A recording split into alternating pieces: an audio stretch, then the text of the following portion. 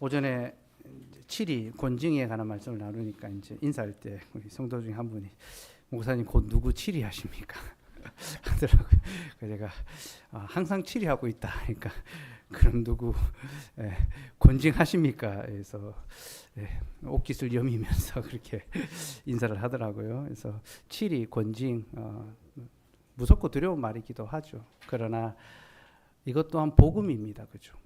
성경이 이것을 말하고 있기 때문에 또 마땅히 이것을 가르쳐야 되고, 성경은 이 7위 또 권징이 미워해서가 아니라 사랑해서고 또 외인이 아니라 아들이기 때문에 한다라고 이야기합니다. 그래서 하나님의 권징이 있다는 것은 또 하나님 우리를 아들처럼 여기신다라는 것. 그래서 성경은 우리의 어떤 선을 권장하고 또 악을 징계하는 것, 이것이 하나님이 우리를 돌아보시는 방편한 것을 가르칩니다. 그래서 이 복음의 교훈을 우리가 잘 받아들여서 우리가 더 거룩하고 또 온전한 성도로서 또 자라가고 또 살아갈 수 있기를 바라고요. 하나님의 이 권징 7위를 하나님은 직분자를 통하여 행하신다 했습니다. 그래서 방금 읽었던 본문도 하나님이 자기 자녀들 성도들을 친히 징계하시고 또 권면하신다라는 내용을 가르쳤는데, 성경은 바로 그 뒤에 직분자를 통해 일을 행하신다라는 것을 가르쳐 줍니다. 그래서 13장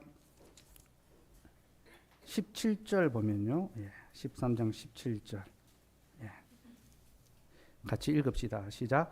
너희를 인도하는 자들에게 순종하고 복종하라. 그들은 너희 영혼을 위하여 경성하기를 자신들이 청산할 자인 것 같이 하느니라. 그들로 하여금 즐거움으로 이것을 하게 하고 근심으로 하게 하지 말라. 그렇지 않으면 너희에게 유익이 없느니라. 하나님께서 교회에 직분자를 세우시고 그들을 통하여 하나님의 자녀를 인도하고 또 순종하고 복종하게 하신다. 이게 하나님의 일하심의 원리라는 것을 가르칩니다. 그래서 즐거움으로 일을 할 수 있도록 기쁨으로 또 7위에 순복하라고 요구하십니다. 이것은 복음에 합당한 삶이고, 우리가 그렇게 살아갈 때 하나님은 우리를 또 자녀로서 아들로서 인정하시고 칭찬해 주실 것입니다. 이제 그런 원리 안에서 우리가 이 권징 7위를 이해했으면 좋겠고, 신앙 고백서에 이 권징의 내용이 나와 있는 것은 인간이 교회를 다스리기 위해서 만들어낸 교리가 아닙니다. 성경에서 교회를 다스리고 세우는 원리를 찾아내서 우리에게 가르쳐 주는 거죠.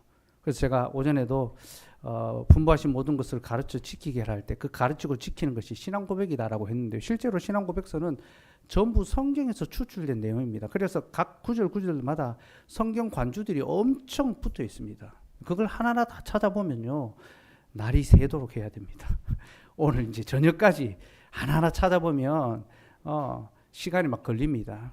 그래서 제가 이 축약된 형태의 그 내용만 설명하는데, 인간의 교훈과 가르침이 아니라 성경의 가르침이구나. 그러니까 모든 교리와 모든 신앙 고백은 성경의 지지가 있어야지만 효력이 있습니다. 그래서 혹 다른 이제 성도들이, 다른 교회 사람들이 너희는 무슨 교리만 공부하냐, 그렇지도 않지만 혹 물어본다면 우리는 교리로 성경을 공부한다. 꼭 그렇게 이야기하셔야 됩니다. 제가 한창 SF 사회 갈 때에 저보고 교리 가르친다고 막 이제 공격 아닌 공격을 하는 분들이 있었습니다. 왜 성경을 안 가르치고 교리를 가르치냐길래, 나는 성경을 가르치기 위해 교리를 가르칩니다. 교리보다 더 성경 전체를 효과적으로 가르치는 교재를 본 적이 없습니다. 있으면 소개해 달라고. 그러면서 이제 혹시 교리 공부해 봤냐고.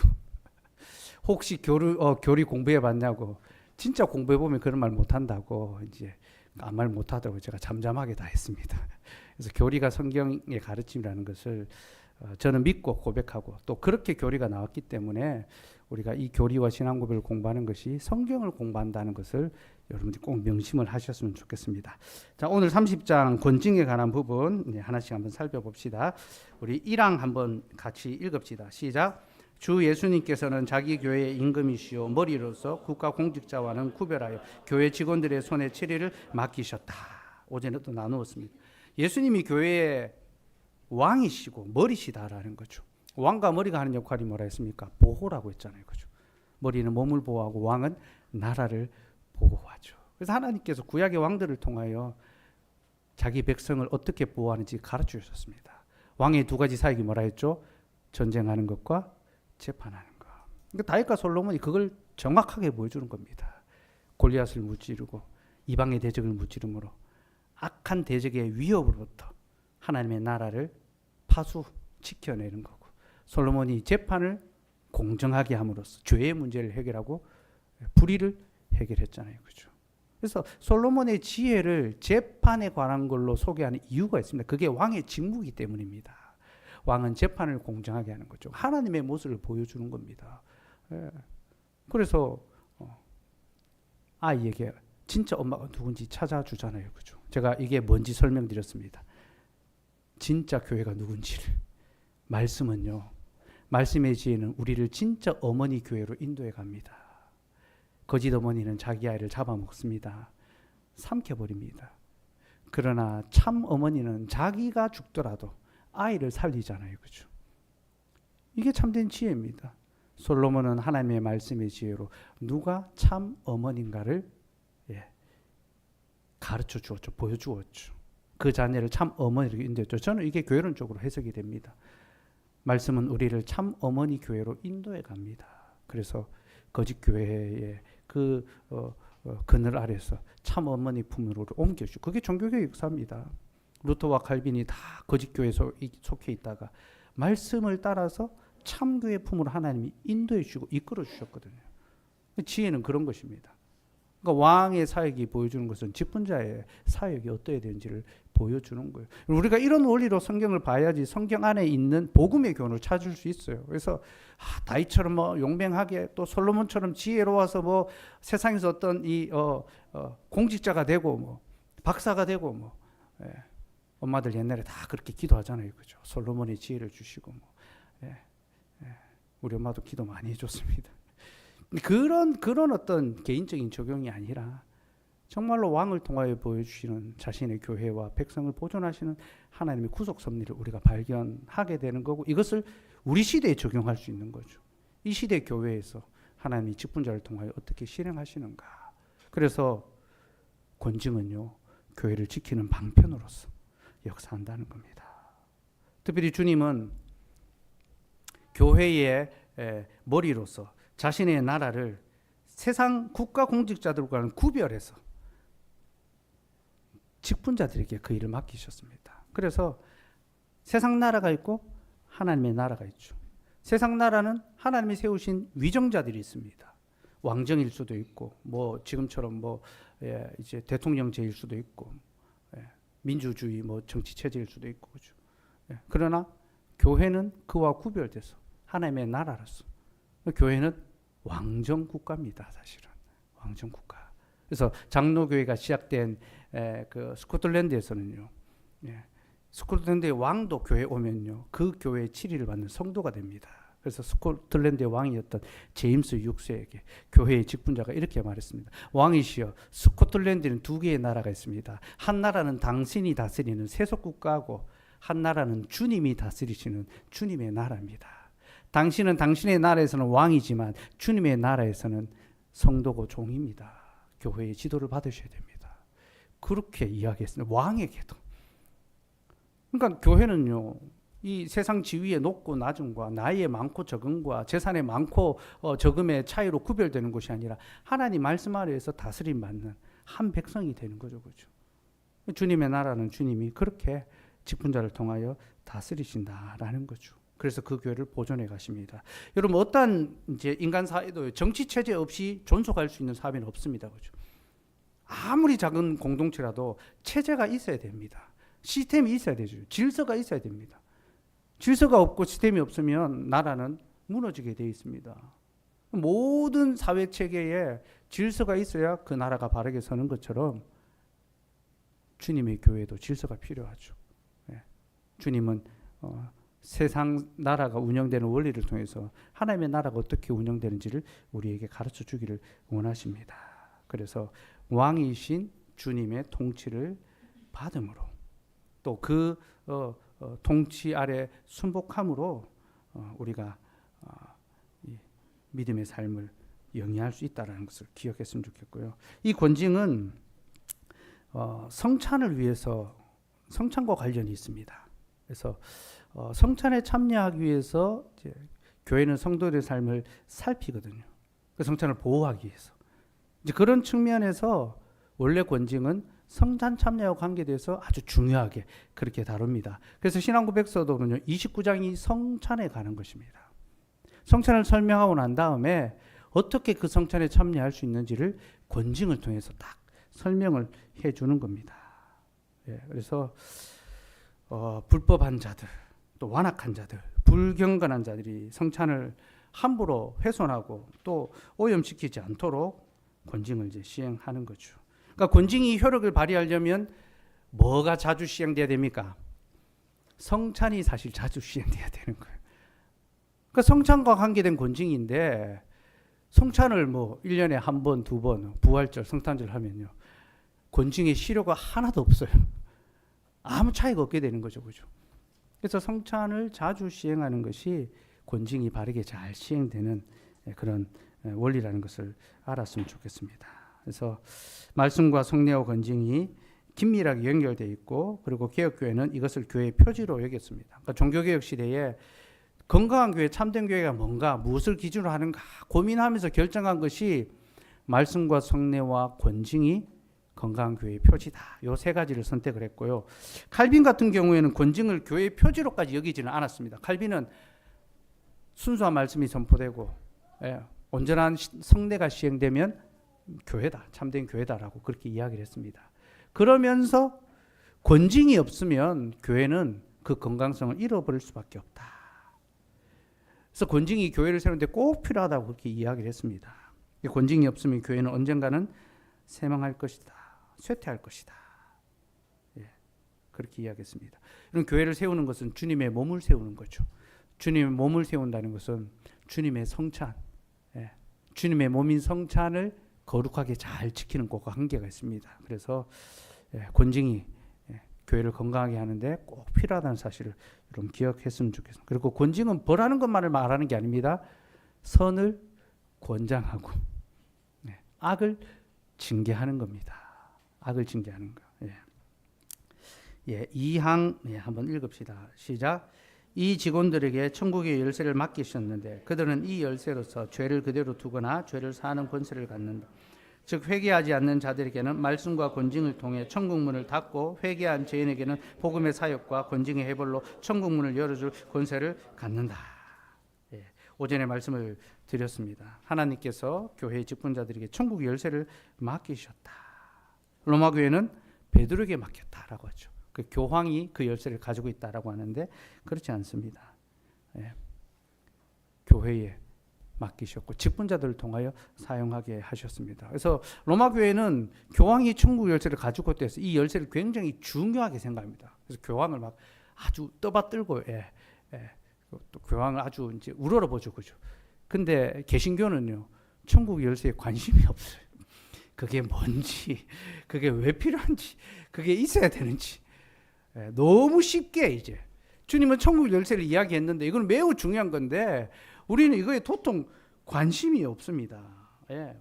잘못된 주장을 하는 것도 잘못이고 아무런 관심이 없는 것도 잘못이죠, 그죠? 그러니까 천국 열쇠가 뭔지를 분명하게 정확하게 그렇게 이해하는 게 필요합니다. 그리고 성경 안에도 천국 열쇠를 교회 직분자에 주셨다는 근거가 있습니다. 베드로전서 5장 1절 말씀. 5장 1절 같이 읽읍시다. 시작.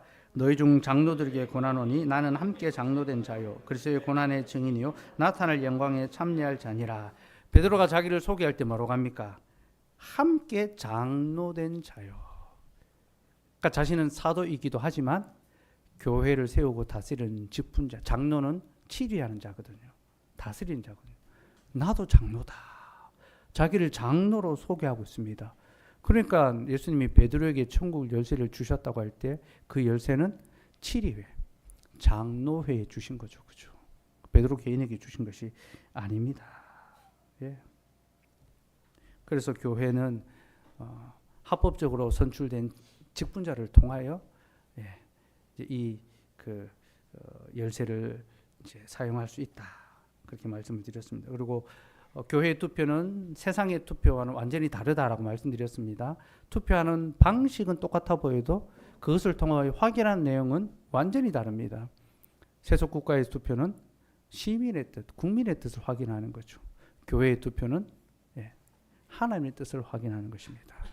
또 구약 시대에는 하나님의 뜻을 무엇을 통하여 확인합니까? 제비를 통해서 확인합니다. 제비를 뽑으면 그게 하나님의 뜻입니다. 근데 신약 시대는 더 이상 제비를 뽑지 않습니다. 왜 그렇습니까? 이유는 하나입니다. 오순절 성령 강림 사건입니다. 오순절 성령 강림 사건 바로 이전에 12제자 중에 가룟 유다가 골이 났기 때문에 제자 한 사람을 충원합니다. 그때 제비를 뽑습니다. 신약 시대잖아요. 그죠? 제비를 뽑았습니다. 그래서 마띠아가 뽑혔잖아요. 그죠? 아, 하나님의 뜻이 여기에 있구나. 근데 바로 그 다음에 2장에서 오순절 성령 강림 사건이 나오고, 그리고 교회의 직분자 일꾼을 뽑을 때, 하나님의 뜻을 구할 때 더 이상 제비를 뽑지 않습니다. 투표를 합니다. 왜 그렇습니까? 하나님께서 각 사람의 마음에 성령을 부어주셨기 때문입니다. 성령을 부으셨다는 것은 성령의 지혜를 주셨다는 것이고, 그 지혜는 누가 말씀에 합당한 하나님의 일꾼인가를 분별할 수 있는 능력이 주어졌다는 것입니다. 이게 왕의 지혜입니다. 솔로몬이 왕의 지혜로 재판했잖아요. 성령의 지혜입니다. 구약시대의 왕은 그리스도거든요. 그리스도는 기름 부음 받은 자입니다. 우리는 그리스도인입니다. 기름 부음 받은 자입니다. 무슨 기름? 성령의 기름을 부음 받았죠. 그래서 이제는 우리 모든 그리스도를 참되게 믿는 모든 자들의 마음속에 성령이 내주하시기 때문에 우리가 말씀과 신앙의 양심을 따라 판단합니다. 그래서 사도들이 칭찬받는 자들을 추천하라 이야기합니다. 사도행전 6장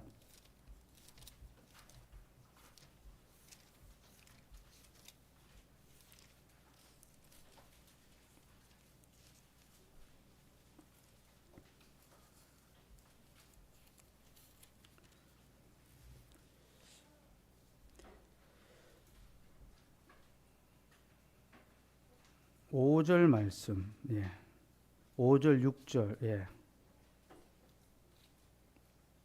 3절부터 6절까지 읽읍시다. 시작. 형제들아, 너희 가운데서 성령과 지혜가 충만하여 칭찬받는 사람을 7을 택하라. 우리가 이 일을 그들에게 맡기고 우리는 오로지 기도하는 일과 말씀 사역에 힘쓰리라 하니, 온 무리가 이 말을 기뻐하여 믿음과 성령이 충만한 사람 스데반과 또 빌립과 브로고노와 니가노르와 디몬과 바메나와 유도교에 입교했던 안디옥 사람 니골라를 택하여 사도들 앞에 세우니, 사도들이 기도하고 그들에게 안수하니라.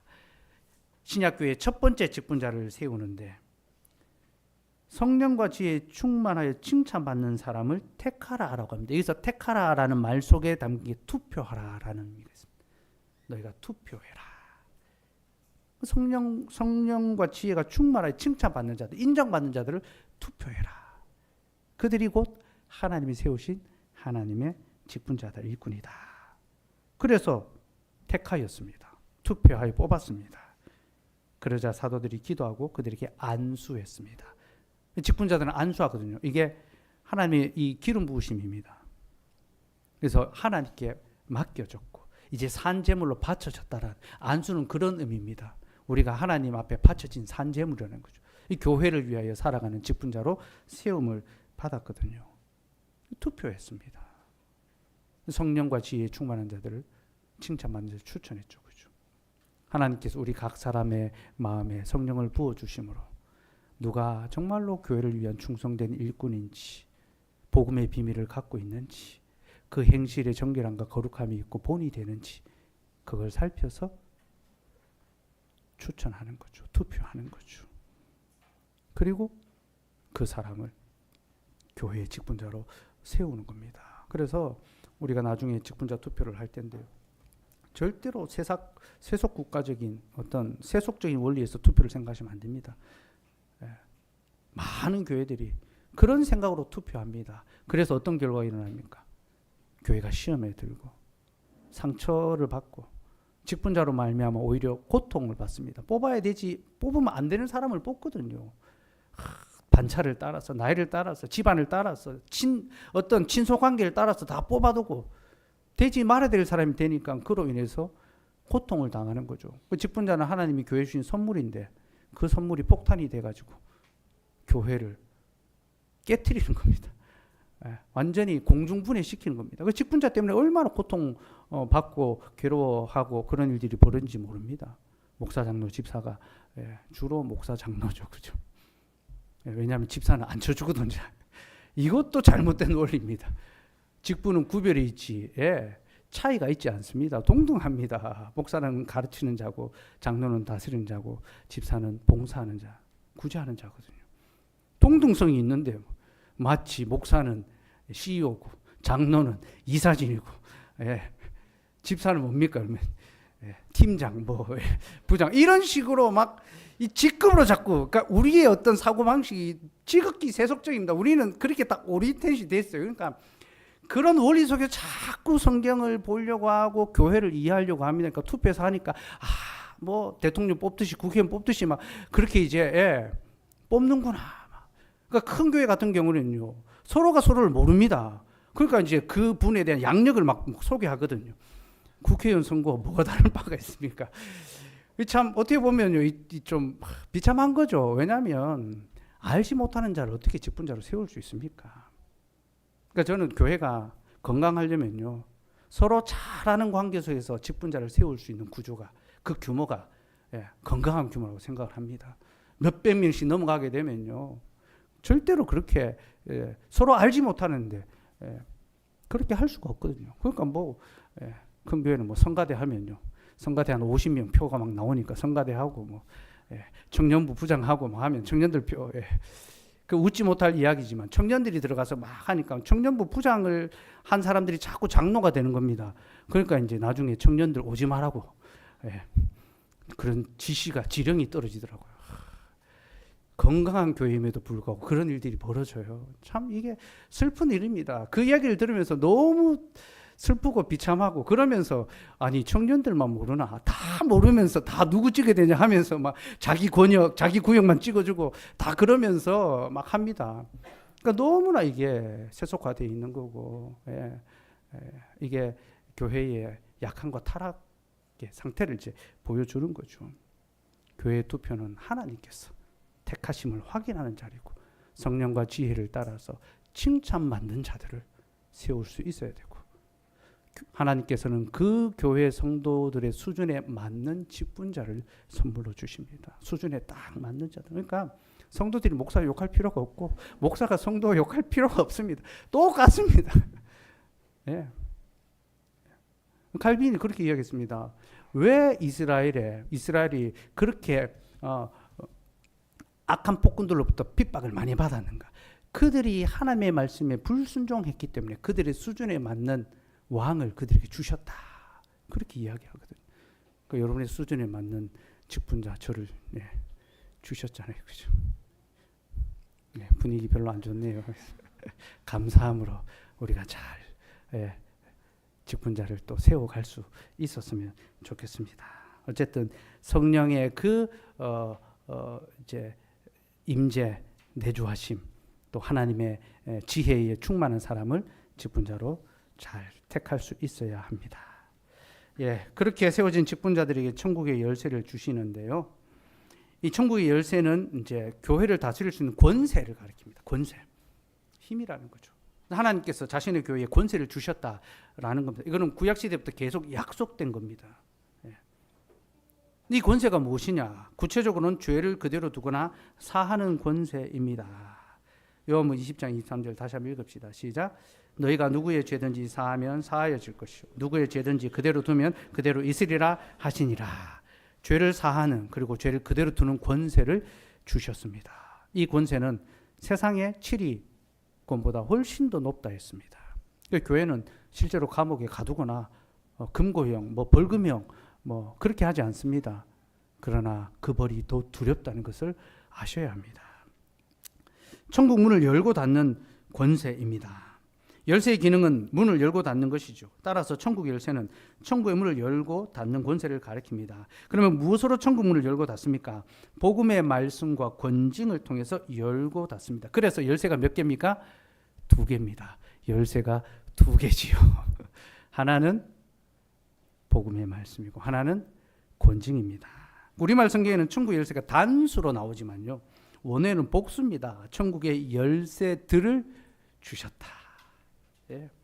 그래서 복음의 설교와 권징, 천국 열쇠가 두 개라는 거 기억하십시오. 예. 먼저 복음 설교를 통하여 천국의 문을 열죠.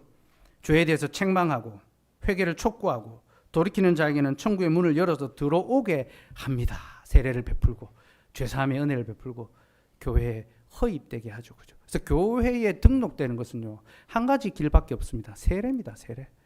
세례를 통하여 그 교회 성도로 허입이 됩니다. 그죠? 예.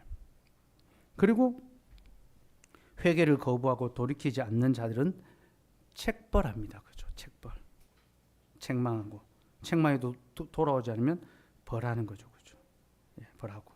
그럼에도 거역하면 천국의 문을 닫아서 들어오지 못하게 합니다. 쫓아내 버리는 거죠. 예. 자, 이게 천국의 열쇠가 하는 역할입니다. 예. 자, 말씀 사역과 권징은 천국의 문을 열고 닫는 것으로 복음의 선포로 죄를 책망하고 책벌, 권징을 통해 회개하고 돌이키는 자는 해벌하여 교회로 들어오게 하며 그럼에도 돌이키지 않는 자는 출교하여 교회에 들어오지 못하게 합니다. 여기서 우리는 교회 안에 들어오는 것과 들어오지 못하는 것이 천국 문이 열고 닫히는 것임을 알 수 있습니다. 교회는 땅 위에 있는 천국입니다. 여러분 천국에 들어와 계십니다. 땅에 있는 천국, 하늘에 있는 천국도 있죠. 그죠? 예, 하늘과 땅이 그리스도 안에서 통일됩니다. 우리는 그날을 기다리며 고대하고 있는 거죠. 주님 다시 오실 그날을. 예. 한편 복음 설교는 최소한의 권징, 소극적인 권징입니다. 설교를 통해 책망하잖아요. 그죠? 책벌과 해벌은 온전한 적극적인 권징입니다. 교회가 건강해지려면 최소한의 권징만이 아니라 온전한 권징까지 시행되어야 합니다. 어떤 의미에서 저는 목사로서 최소한의 권징을 시행하고 있습니다. 또 죄의 문제가 있을 때 찾아가서 책망하고 권면합니다. 그러나 공식적인 권징은요, 치리회가 있어야 합니다. 장로회가 있어야 됩니다. 그래서 저 혼자 치리 못합니다. 권징 못합니다. 우리 안에 어떤 현저한 죄의 문제가 있어서 누군가를 권징해야 된다. 그러면 협조당회를 요청해야 됩니다. 그래서 직분자를 모셔오는 겁니다. 잠시 이 문제를 처리하기 위해서. 근데 한편으로는 정말로 이 교회의 문제를 제대로 살피기가 참 어렵겠죠. 그죠? 그래서 그 교회에 치리회가 있는 것이 필요한 거죠. 그래서 당회가 조직되지 않은 교회는요, 미조직 교회라고 부릅니다. 아직 조직되지 않은. 당회가 있어야지만 조직 교회, 치리회로서 온전한 기능을 발휘할 수 있다. 그렇게 합니다. 그래서 우리에게도 그런 온전한 치리가 시행될 수 있도록 또 기다릴 수 있으면 좋겠습니다. 자, 3항 우리 읽읍시다. 시작. 교회 권징은 죄를 범하는 형제를 교정하여 다시 얻기 위해서, 다른 형제들이 그 유사한 죄들을 범하지 않도록 방지하기 위해서, 온 덩어리에 퍼지는 누룩을 제거하기 위해서, 그리스도의 영예와 복음에 대한 거룩한 고백을 변호하기 위해서, 완고하고 널리 알려진 범죄자들이 하나님의 언약과 그 언약의 인들을 더럽히도록 내어버려둘 때 교회에 임하게 될 하나님의 진노를 막기 위해서 필요하다. 권징의 필요, 목적을 이제 소개하고 있습니다. 첫째는 형제를 교정하여 다시 얻기 위함입니다. 이런 권징을 이해할 때 제일 중요한 것이 형제를 다시 얻기 위해서. 출교마저도 내쫓는 것이 목적이 아닙니다. 다시 돌아오게 하는 것이 목적입니다. 그래서 형제를 사랑하여 다시 얻는 것이 이 권징의 목적이구나. 이걸 꼭 염두에 두셔야 됩니다. 권징은 과오를 범한 형제를 교정하여 다시 얻기 위해 실시합니다. 그러므로 권징은 형제 사랑을 위한 방편입니다. 권징은 사랑과 반대되는 개념으로 생각이 쉽습니다. 교회가 뭐 그렇게 권징하고 막 무섭게 하냐. 교회가 사랑으로 용납해야지. 사랑으로 다 이해해줘야지. 용서해줘야지. 그렇게 말합니다. 근데 권징과 사랑은 같은 말입니다. 사랑하니까 권징하는 거예요. 예. 한국 교회는 권징을 무서운 것으로 여겨서 누군가 잘못했을 때 권징하지 말고 사랑으로 덮어주자고 합니다. 하지만 그렇게 말하고서는 그 사람을 진정으로 용서하지 않고 죄인으로 낙인을 찍습니다. 입으로는 용서하자, 사랑하자 하면서 속으로는 어떻게 합니까? 낙인을 딱 찍어서 저 사람 그때 그 잘못한 사람이야. 속으로는 용서를 안 하고 있는 겁니다. 여러분, 그게 사랑하는 겁니까? 아니잖아요. 그죠? 낙인이 찍혀 있는 거 아닙니까? 하나님께서는 그 죄에 대해서 벌을 하고 회개할 때 용서하고 이제 더 이상 낙인하지 않습니다. 지나가 버린 것입니다. 새롭게 하십니다. 그게 진정한 사랑 아닙니까? 그죠? 예. 권징은 형제의 죄를 책벌하고 그가 회개하고 돌이킬 때 그를 진정으로 용서하고 다시 형제로 받아들입니다. 따라서 권징이야말로 진정한 형제 사랑의 실천이며 형제를 그 과거에서 돌이키게 하는 사랑의 줄입니다. 죄를 책망하지 않는다면 어떻게 죄에서 돌이키며 회복된 삶을 살아갈 수 있겠습니까? 권징이 진정한 사랑이라는 것을 기억하시고 여러분 마음속으로 낙인 찍지 마시고 용서할 수 있어야 됩니다. 그리고 다른 형제들이 그와 같은 과오를 범하지 않기 위해서 해야 됩니다. 네. 권징은 과오를 범한 형제를 돌아오게 하는 것과 동시에 다른 형제들이 그와 같은 과오를 범하지 않게 하는 경고의 의미가 있습니다. 죄에 대한 책벌은 죄에 대한 경각심을 갖게 만듭니다. 그리고 스스로의 삶을 돌아보며 조심하게 됩니다. 예. 그 누군가를 권징했을 때 그 사람만 벌하는 것이 아니라 사실은 우리 모두가 하나님 앞에 서는 거예요. 나 안에는 그런 죄의 모습이 없는가 두려워하게 되는 거죠. 예. 무서워하게 되는 거죠. 이것을 통하여 우리가 경고를 받고 우리의 삶을 죄에서 돌이키게 되는 거죠. 예. 권징을 받은 형제가 돌이키지 않고 이를 거부하더라도 이러한 과정을 통해 다른 성도들이 죄에 대한 두려움과 경고를 받기 위해 권징을 시행하는 것은 성도를 지키는 일에 있어서 유익합니다. 세 번째는 누룩이 온 덩어리에 퍼지는 것을 막기 위해서죠. 누룩이 온 덩어리에 퍼지듯이 죄가 온 교회에 퍼질 수 있습니다. 그래서 권징을 통해서 죄가 교회 전체에 퍼지지 못하도록 주의해야 합니다. 이 재판하는 겁니다. 불의를 바로 잡는 거죠. 그렇죠? 이러한 죄가 전염되지 않도록. 여러분, 좋은 것이 전염되는 것보다 나쁜 것이 전염되는 속도가 훨씬 더 빠르다요. 실제로 조사를 해보니까요. 좋은 소식이 전해지는 속도보다 나쁜 소식이 전해지는 속도가 몇 배나 더 빠르대요. 그러니까 사람들이 좋은 거는 잘 안 옮기고요. 안 된 거, 안 좋은 거 이런 거는 막 옮기기 바쁘요. 그 집안에 그 누구 안 됐다더라. 그 집 아들 그 좀 잘 안 됐다더라. 실패하고 안 된 이야기는 뭐 걱정해 준 척하면서 얼마나 빨리 막 소문에 소문을 타고 전달되는지 모릅니다. 나쁜 것이 더 빨리 전염되는 것은 죄가 더 빨리 퍼져간다는 것을 우리에게 보여줍니다. 그래서 권징을 통해서 그것을 억제할 수 있어야 되는 거죠. 고린도전서 5장 6절 7절 말씀 시작. 너희가 자랑하는 것이 옳지 아니하도다. 적은 누룩이 온 덩어리에 퍼지는 것을 알지 못하느냐. 너희는 누룩 없는 자인데 새 덩어리가 되기 위하여 묵은 누룩을 내버리라. 우리의 유월절 양 곧 그리스도께서 희생되셨느니라. 너희 안에 있는 그 죄의 소욕을 내어버리라. 그리스도께서 바로 그것을 위하여 유월절 어린 양으로 희생되셨다라는 거죠. 주님이 우리를 거룩하게 하시기 위해 죽으셨는데 우리는 계속 그 누룩을 묵은 누룩을 갖고 있어서는 안 된다는 거죠. 악한 범죄를 저지른 이들은 교회 밖으로 쫓아내서 교회가 죄에 더럽혀지는 것을 막아야 합니다. 고린도전서 5장 2절 말씀 읽읍시다. 시작.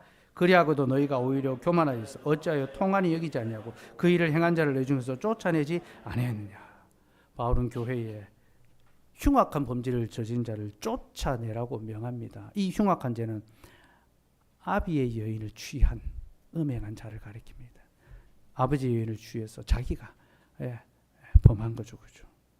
이런 자들이 교회 안에 있었던 것입니다. 그러니까 심각한 죄의 모습들이 고린도 교회 안에 있었죠. 근데 그럼에도 주님은 그 교회가 아직은 교회라고 말씀하십니다. 쫓아내고 온전하게 하라 말씀하시죠. 그러니까 이제 주님은 우리의 죄와 연약함의 문제를 뭐 무시하는 것이 아닙니다. 이해하지만 그러나 우리의 영혼의 건강과 구원을 위하여 심각한 죄악들, 하나님 앞에서 그 현저한 죄악들을 제거하고 떠나라고 요청하는 겁니다. 그래서 권징은 아주 심각한 죄, 현저한 죄에 대해서 행한다는 것을 여러분 또 기억하시기 바랍니다. 그리스도의 명예와 거룩한 복음을 옹호하기 위해서 권징해야 합니다. 그리스도는 교회의 머리며 교회는 그의 몸입니다. 머리와 몸은 서로 연결되어 있습니다. 그러므로 몸의 수치는 곧 머리의 수치입니다. 교회가 죄의 문제를 해결하지 않고 내어버려 둔다면 그리스도의 명예가 더럽혀질 수밖에 없습니다. 몸과 머리와 몸은 연결되어 있잖아요. 몸이 더러우면 머리가 부끄러움을 당합니다. 그렇죠? 교회 안에 현저한 죄의 문제들, 세상 사람들이 보기에도 악하다고 말하는 그 죄의 모습들이 있다면 교회가 그것을 정리하고 분명하게 예, 해결해야 되죠. 그래야 하나님의 복음이 보존되는 거죠.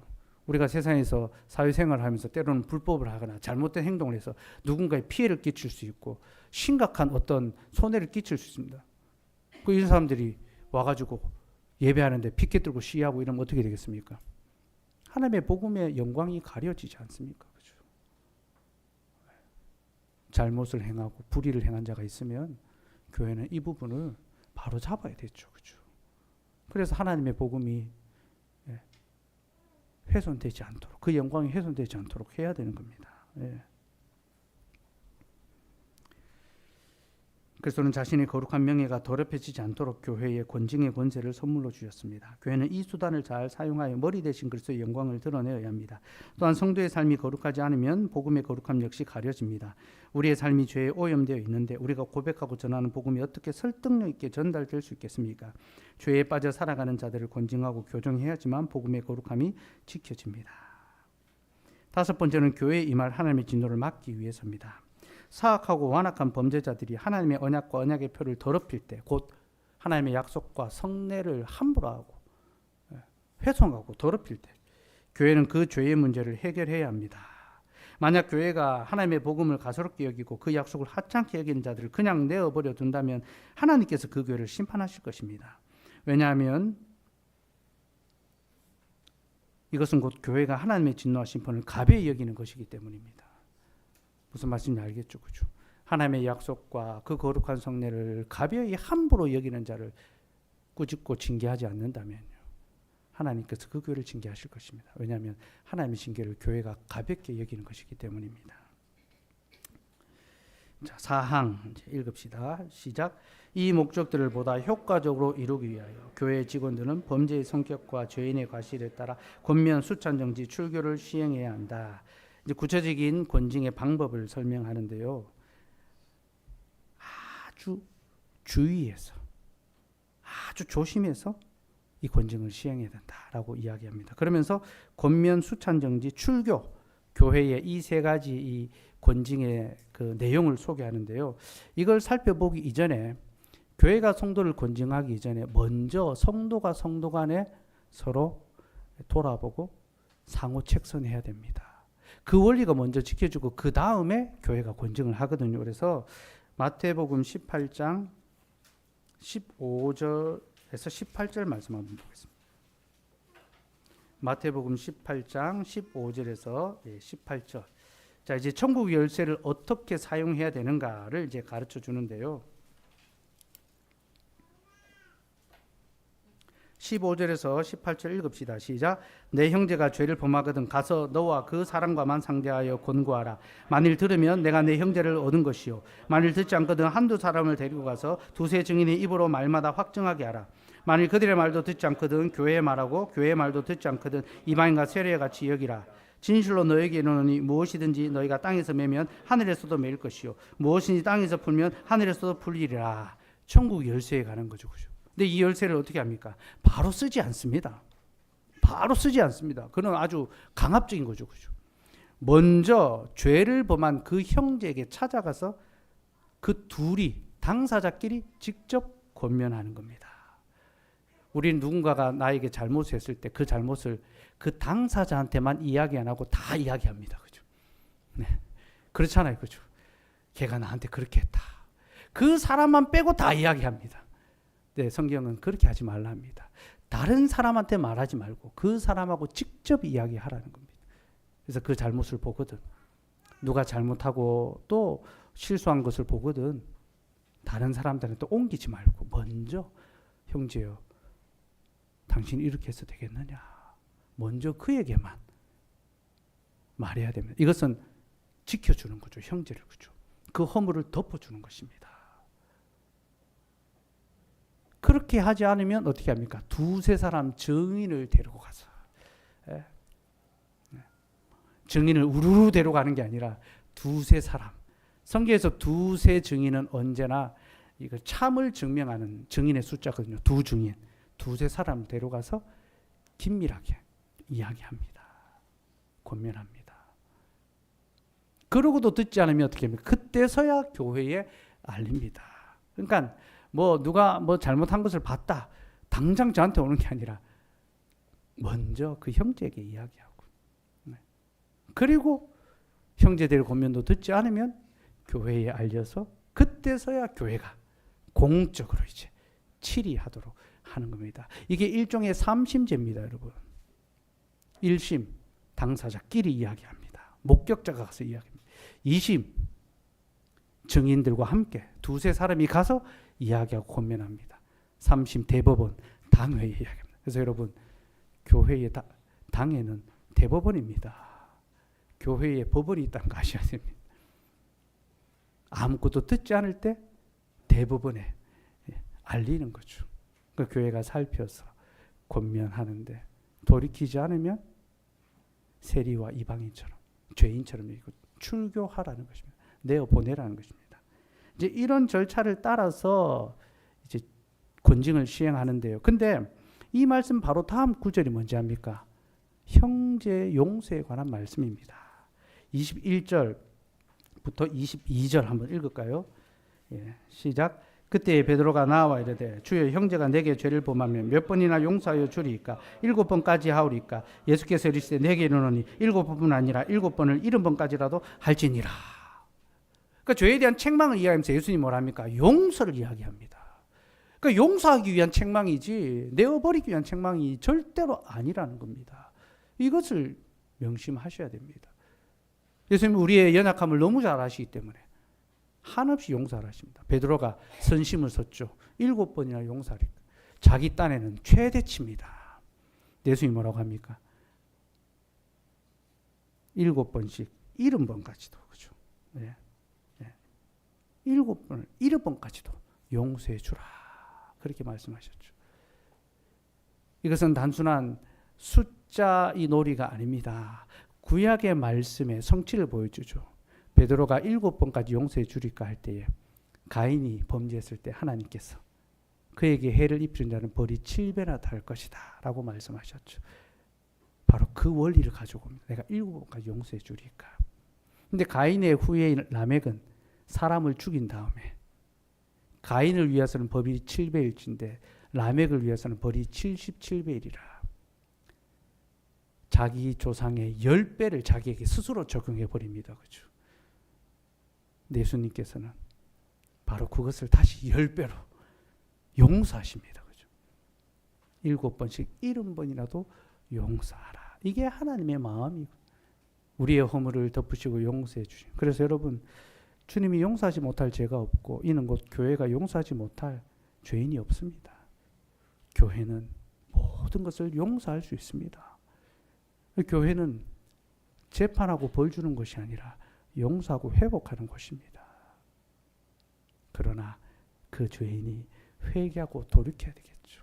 자신의 죄를 진정으로 인정하고 돌이킬 때 그가 어떠한 죄를 지었더라도 교회는 그를 다시 형제로 맞아들이고 이전 것은 지나갔으니 보라 새 것이 되었도다. 옛 기억이 아니라 그래서 새로운 관계로 다시 알아갑니다. 이게 권징의 그 내용이라는 것을 여러분들이 기억하시기 바랍니다. 자, 구체적인 권징의 방법은 교회 직원들이 범죄의 성격과 죄인의 과실을 자세히 살피는 겁니다. 권징은 천국의 열쇠를 맡은 교회 직원들이 담당해야 하며 권징의 성격과 죄인의 과실을 범죄의 성격과 죄인의 과실을 잘 살펴야 합니다. 치리에는 최대한 공정하게 죄의 경중과 죄인의 과실을 파악한 후에 정확하게 판단할 수 있어야 합니다. 이때 법관의 마음보다 아비의 마음으로 살펴야 하며 성경과 신앙 양심에 부합되게 판단해야 합니다. 아주 신중하게 말씀과 신앙 양심을 따라 판단해야 되죠. 그렇죠? 그렇게 판단한 후에 권면과 수찬 정지와 출교를 합니다. 권면은 가벼운 범죄의 경우에 간단한 권면을 합니다. 구두로 형제 그렇게 하지 말라고 경고하고 권면하는 거죠. 하지만 보다 중한 죄의 경우에는 엄히 책망할 수 있어야 됩니다. 이 엄히 책망한다는 것은 회중 앞에서 책망하는 것입니다. 이것은 공적으로 교회 앞에서 책망하고 주의를 줘야 될 문제는 그렇게 합니다. 디도서 1장 13절 말씀 읽읍시다. 시작. 이 증언이 참되도다. 그러므로 내가 그들을 엄히 꾸짖으라. 이는 그들로 하여금 믿음을 온전하게 하고. 엄히 꾸짖으라. 그러니까 심하게 혼내라는 말이 아닙니다. 교회 앞에서 공적으로 책망하라는 것입니다. 네. 디모데전서 5장 20절 말씀 읽읍시다. 시작. 범죄한 자들을 모든 사람 앞에서 꾸짖어 나머지 사람들로 두려워하게 하라. 가벼운 것은 개인적으로, 그러나 엄한 것은 공적으로 징계할 수 있어야 됩니다. 자, 그렇게 권면했는데도 돌이키지 않는다. 혹은 아주 정말로 심각한 현행법적인 죄를 범했다. 그러면 수찬 정지를 하는 거죠.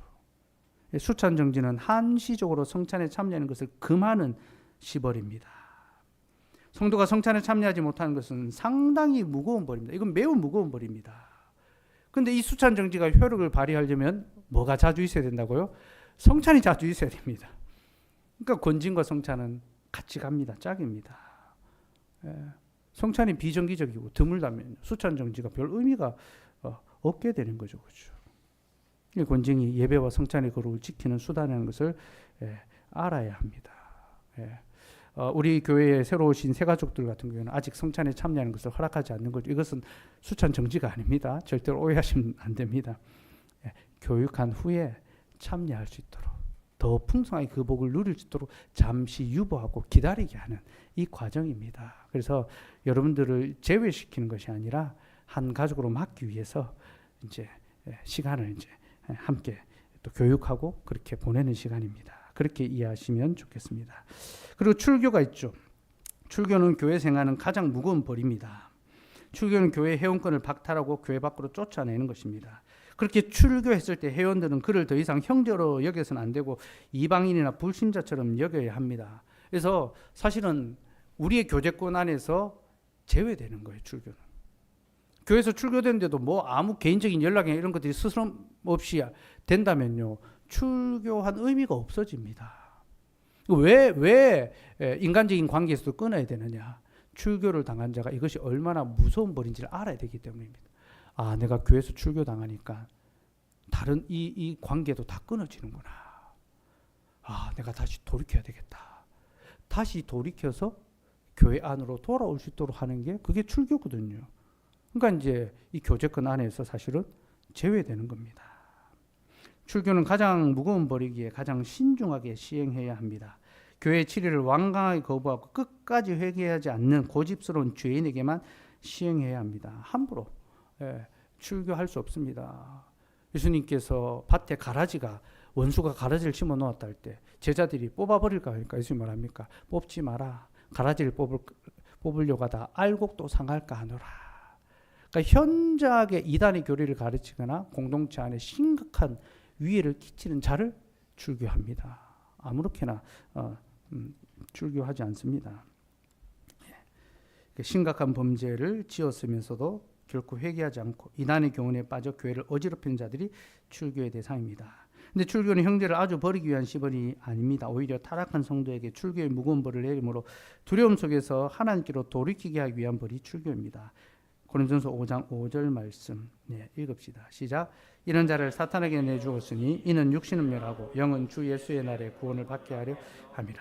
이런 자를 사탄에게 내주었으니 불법을 행하는 자들을 출교한 거죠. 그렇죠?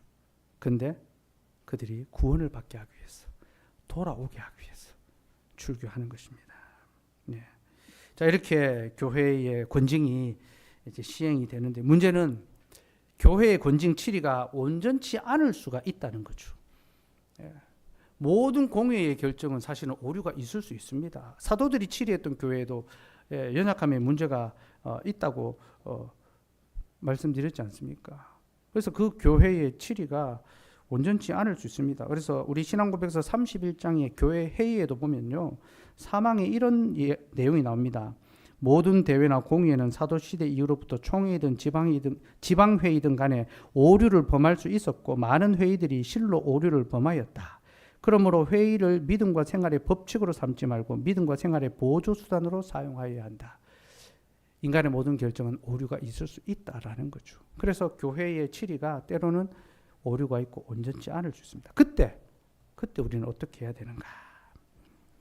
첫 번째는 그럼에도 불구하고 세워진 질서를 존중하고 그 질서 속에서 겸손하게 청원해야 됩니다. 교회의 판단이 오류가 있다고 해서 무조건 그 판단을 무시하는 것이 아니라 하나님이 세우신 질서를 존중하면서 질서 속에서 겸손하게 청원해야 되는 거죠. 그래서 당의 결정이 오류가 있다고 판단되면 항고할 수 있습니다. 항고하면 노회에 상소하는 겁니다. 이 문제 노회에서 다루어달라고. 노회에서 다루었는데도 오류가 있는 판단을 내리면 어떻게 합니까? 재항고를 할 수 있습니다. 총회에 항소할 수 있습니다. 총회에서 결정을 하죠. 1심, 2심, 대법원. 여러분, 이 구조가 그냥 사회법적으로 나온 게 아닙니다. 이게 다 영적인 원리 속에 있는 겁니다. 그래서 항고할 수 있습니다. 재항고할 수 있습니다. 그 원리를 따라 겸손하게 청원할 수 있어야 됩니다. 내가 정당하다고 해서 내 방식대로 내 마음대로 그렇게 항의하는 것이 아니라 교회의 질서를 따라서 항의해야 되고, 하나님께서는 권위를 인정하는 자에게 권위를 세워주시거든요. 그 원리를 따라야 하고요. 그리고 총회마저도 올바른 판단을 내리지 않으면 그때는 돌아서는 거죠. 그죠? 근데 올바른 판단의 기준이 무엇입니까? 자기 입장 아닙니다. 자기 생각 아닙니다. 말씀입니다. 그죠? 분명한 말씀과 그리고 그 말씀에 따른 신앙의 양심입니다. 그래서 루터가 공의회, 교회 회의에서 루터의 그 교리를 거짓 교리라고 판단할 때 받아들이지 않았잖아요. 나는 이 오류가 가득한 공의회에 나의 의로움을 재판을 맡기지 않는다. 내 양심은 오직 하나님의 말씀 앞에서 전율한다. 그렇게 고백했거든요. 내 신앙 양심. 하나님의 말씀 앞에서 하나님의 말씀만이 나를 판단할 수 있다는 거죠. 그래서 부당함을 이야기하려면 반드시 정확한 성경적 근거가 있어야 합니다. 질서를 따라 청원하고 말씀의 근거를 따라 그것을 이야기할 수 있어야 합니다. 그런데 대부분의 경우에는요, 이게 진리의 문제가 아닌 어떤 생활의 문제, 어떤 원리의 문제, 그런 것일 수가 있습니다. 성경이 명료하게 말하지 않는 것들은 사실은 때때로 우리가 용납하고 수용해야 될 그런 문제일 수 있거든요. 그래서 이것이 연약함의 문제인지 진리의 문제인지를 잘 살펴봐야 합니다. 실수가 있고 오류가 있다고 그것이 그 자체로 죄악인 것은 아닐 수 있거든요. 그리고 그것이 그 자체로 거짓 교회는 아닐 수 있습니다. 분명하게 말씀의 원리에서 위배된 것을 말하는 건지 아니면 그것을 적용함에 있어서의 연약함과 실수가 있는지를 돌아봐야 됩니다. 우리 교회도 이런 문제가 있을 수 있습니다. 그때 말씀의 원리를 따라 이것이 진리의 문제인지 그렇지 않은지 잘 살펴볼 수 있어야 합니다. 그리고 세 번째는 애통한 마음으로 교회 회복을 위해서 기도해야 되겠죠. 그죠? 교회 연약함을 보면 이를 두고 기도할 수 있어야 됩니다. 권징의 문제에 들어갈 때 항상 중요한 것은 기도입니다. 그래서 말씀과 기도 외에는 올바른 권징, 하나님의 뜻을 분별할 수가 없습니다. 여러분, 하나님의 뜻을 어디서 찾습니까? 책이 아닙니다. 말씀과 기도를 통하여 찾게 되는 겁니다. 말씀과 기도를 통하여 바르게 권징할 수 있고, 말씀과 기도를 통하여 연약함의 문제를 회복할 수 있거든요. 그래서 교회의 연약함을 자신의 연약함으로 생각하고 애통하며 기도할 수 있어야 되겠죠.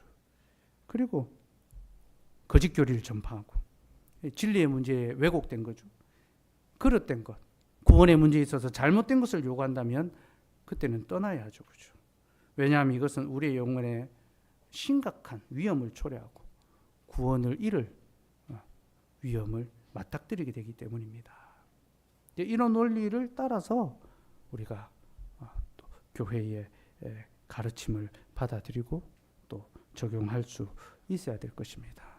어쨌든 모든 회의에는 오류가 있을 수 있고 그 오류가 진리의 문제인지 생활의 문제인지 잘 분별할 수 있어야 되고, 그리고 그 원리에 따라서 우리가 또 믿음의 방식대로 대응할 수 있어야 되는 것.